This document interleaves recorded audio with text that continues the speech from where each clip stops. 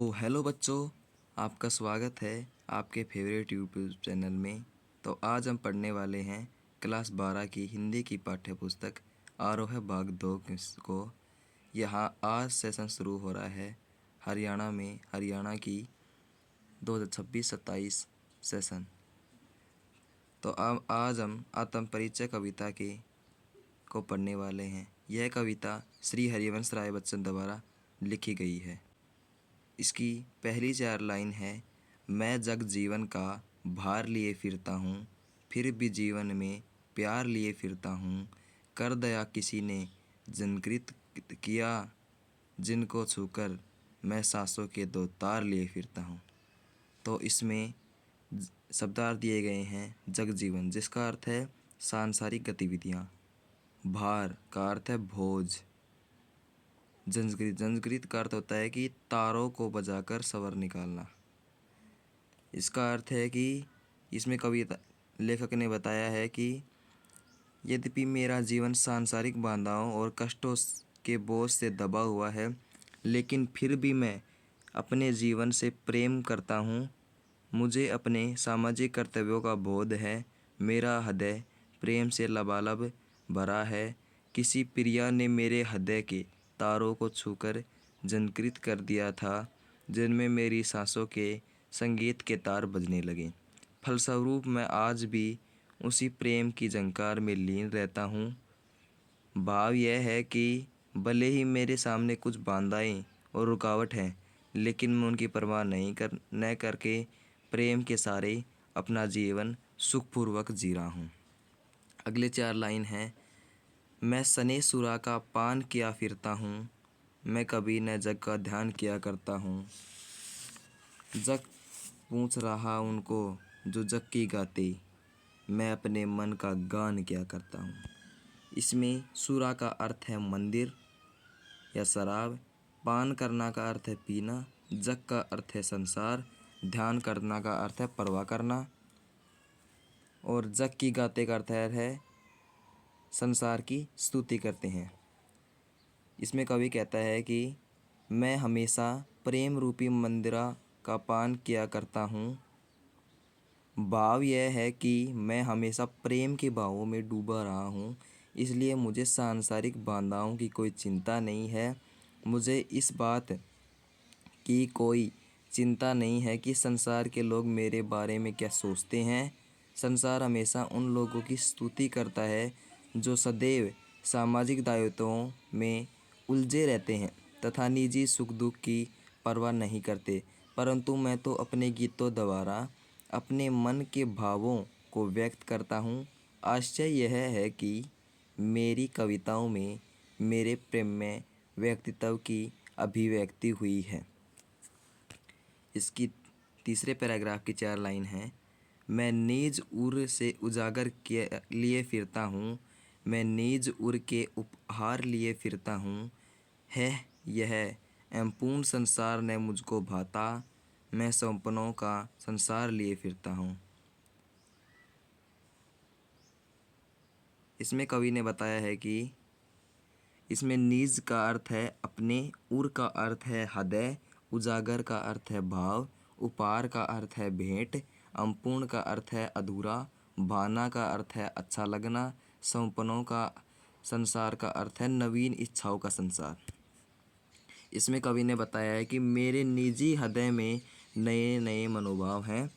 हमेशा वे मेरे मनोभाव मेरी हृदय में उमड़ते घुमड़ते रहते हैं।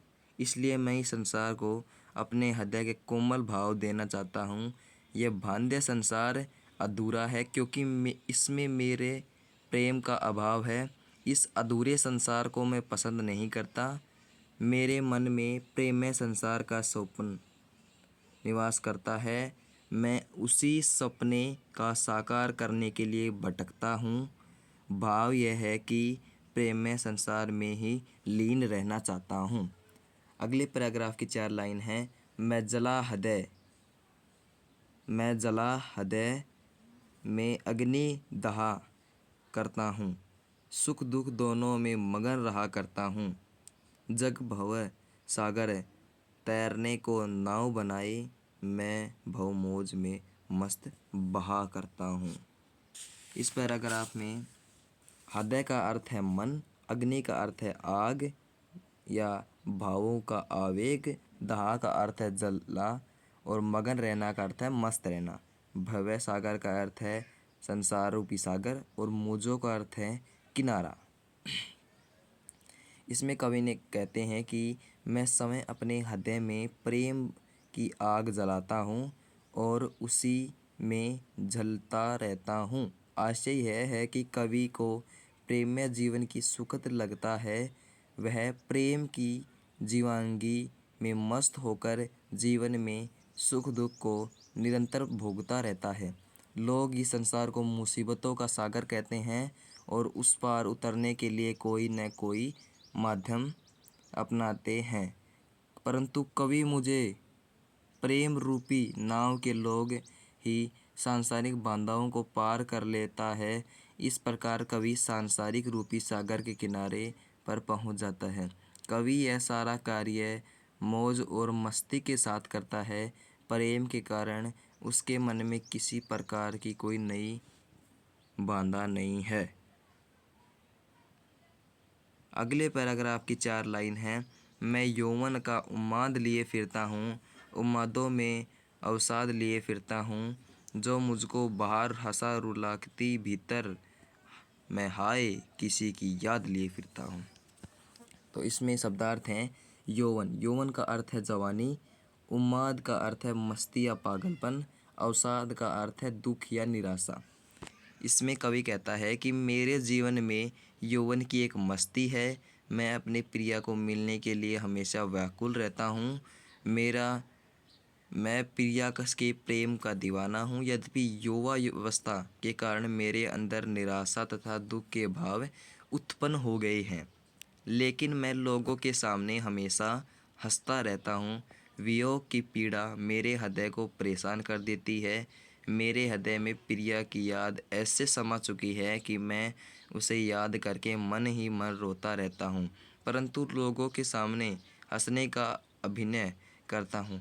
भाव यह है कि प्रिया का वियोग हमेशा मुझे अंदर ही अंदर कचोटता रहता है। अगले पैराग्राफ की 4 लाइन है। कर यतन मिटे सब, सत्य किसी ने जाना, नादान वही है हाय जहाँ पर दाना। फिर मूड ने क्या जग जो इस पर भी सीखे, मैं सीख रहा हूँ सीखा ज्ञान भुलाना। इसमें यतन का अर्थ है कोशिश, नादान का अर्थ है भोला भोला, दाना का अर्थ है लाभ और मूड का अर्थ है मूर्ख, जग का अर्थ है संसार। इसमें कवि कहता है कि संसार के सभी लोग अनेक प्रयास करके थक चुके हैं। सभी ने सत्य को जानने की बड़ी कोशिश की, परंतु कोई सत्य को नहीं जान सका।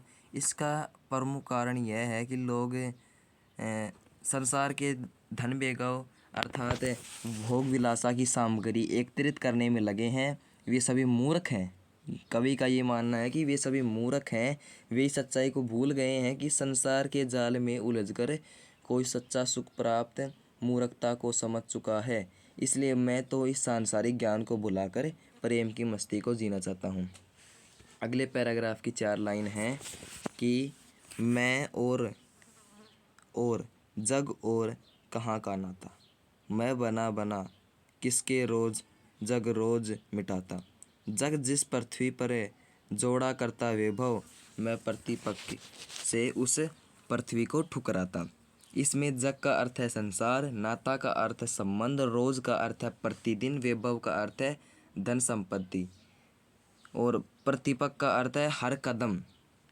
इसमें कवि कहता है कि मेरा इस संसार में कोई लंबा चौड़ा संबंध नहीं है। मैं भावनाओं का कवि हूँ और इस संसार की रीति नीति का स्वार्थ है भिन्न हूँ। इसमें कवि कहता है कि संसार के लोग दुनियादारी निभाने में लगे रहते हैं, लेकिन मैं अपने जीवन में भावनाओं को महत्व देता हूँ। इसलिए मेरा संसार से कोई मेल नहीं है। मैं प्रतिदिन न जाने कितने संसार बनाता हूँ और न जाने कितने मिटा डालता हूँ।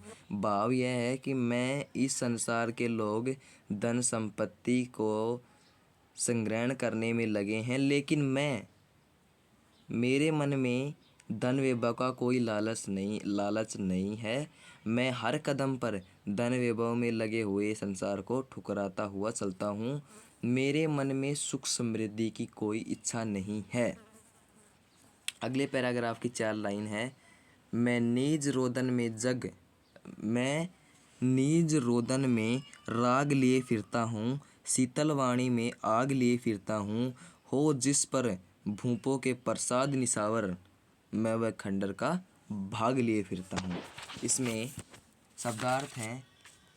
नीज का अर्थ है अपना, रोदन का अर्थ है रोना, राग का अर्थ है प्रेम, आग का अर्थ है जोश, पूप का अर्थ है राजा, प्रासाद का अर्थ है महल, खंडर का अर्थ है टूटा फूटा भवन, निछावर का अर्थ है कुर्बान करना। अब इसमें कवि कहता है कि मेरे रोने में प्रेम छिपा हुआ है, अर्थात मैं अपने गीत में प्रेम के आंसू बहाता रहता हूँ। भले ही मेरी वाणी में कोमल तथा शीतल है, फिर भी उसमें प्रेम विरह की आग है। मेरे गीतों में एक ऐसा जोश है जो मुझे कविता लिखने की प्रेरणा देता है। प्रेम पर तो बड़े बड़े राजा महाराज अपने महलों को न्यौछावर कर देते, परंतु मेरा प्रेम निराशा के कारण टूटे फूटे भवनों जैसा हो गया है।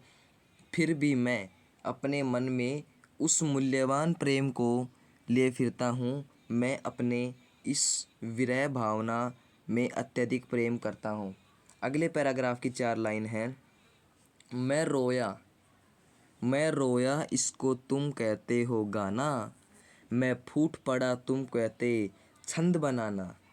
क्यों कभी हंसकर, क्यों कभी कहकर संसार मुझे अपनाए, मैं दुनिया का हूँ एक नया दीवाना। इसमें फूटा पड़ा का अर्थ है अत्यधिक आवेग में रोना, और छंद बनाना का अर्थ है कविता लिखना, और दीवाना का अर्थ है पागल। दीवाना का क्या अर्थ है? पागल। इसमें कवि क्या कहता है? इसमें कवि कहते हैं कि तुम मेरी कविताओं को गीत कहते हो, यह कोई गाना नहीं है, बल्कि मेरे हृदय की रुदन है, मेरे विरह वेदना है।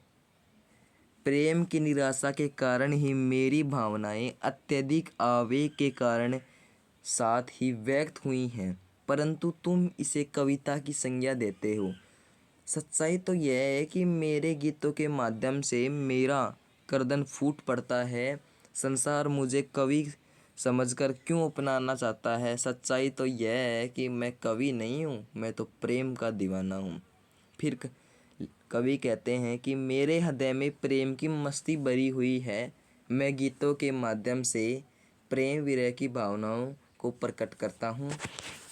अगले पैराग्राफ की 4 लाइन है।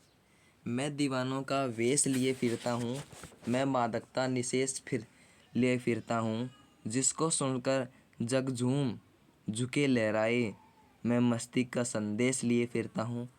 इसमें शब्दार्थ है मादकता। मादकता का अर्थ है मस्ती, निशेष का अर्थ है पूर्ण, जग का अर्थ है संसार। इसमें कवि कहते हैं कि मैं इस संसार में प्रेम के दीवानों की वेशभूषा धारण करके विचरण कर रहा हूँ, इसलिए लोग मुझे दीवाना समझते हैं, परंतु मैं दीवानगी से सबको मस्त बना देता हूँ। मेरे संपूर्ण काव्य में एक मस्ती और उल्लासा है, इसलिए मैं प्रेम और यौवन के गीत गाता हूँ। यही कारण है कि लोग मेरे गीतों को सुनकर झूम उठते हैं, प्रेम से झुक जाते हैं और मस्ती के लहराने लगते हैं। फिर कवि कहते हैं कि मैं अपने पाठकों को मौज और मस्ती का संदेश देना चाहता हूँ। मेरी कविताओं में केवल प्रेममय भावनाओं का ही वर्णन अभिव्यक्त हुआ है। यहाँ हमारी कविता ख़त्म होती है। फिर हम यदि आप यहाँ तक वीडियो में बने रहे हैं तो चैनल को सब्सक्राइब करें, वीडियो को शेयर करें, वीडियो को लाइक करें और आपको अगला कौन सी वीडियो चाहिए ये कमेंट करें। हम मिलते हैं इसकी नेक्स्ट वीडियो में कोई नए टॉपिक के साथ। तब तक के लिए जय हिंद, जय भारत।